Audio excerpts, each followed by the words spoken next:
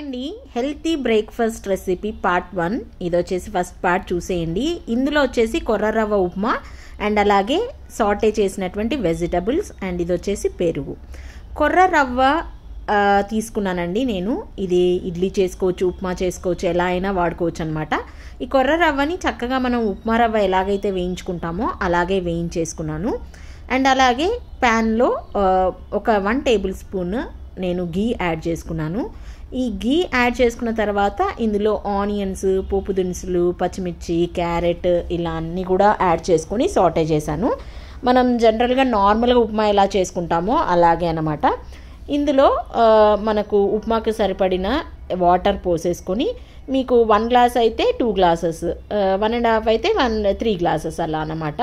So double పోసేసి మనము salt add చేసేసి చక్కగా రవ్వను కూడా ఇందులో యాడ్ చేసేసి మనం ఉప్మా చేసేసుకోవడమే అనమాట. చక్కగా ఉప్మా అయితే కొర్ర రవ్వ ఉప్మా రెడీ అయిపోయింది.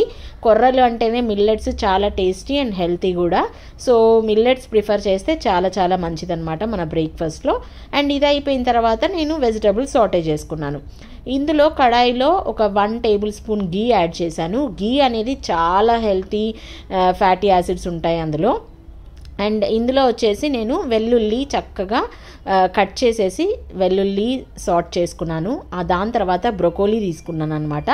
బ్రొకోలీ కూడా ఇవి కట్ చేసి ఈ బ్రొకోలీ అంతా కూడా ఇందులోకి యాడ్ చేసేసి చక్కగా ఇందులో కొద్దిగా సాల్ట్ కూడా యాడ్ చేసి మూత పెట్టేసి నేను జస్ట్ ఆవిరికి మగ్గించుకుంటున్నాను అనమాట.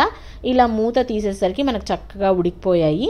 సో ఇందులో మిరియాల పొడి యాడ్ చేసేసి మనం ఒక్కసారి కలిపేసుకొని దించేసుకోవడమే అనమాట. మనకు చక్కటి హెల్తీ బ్రేక్ఫాస్ట్ రెసిపీ రెడీ అయిపోతుంది. Please like, share and subscribe.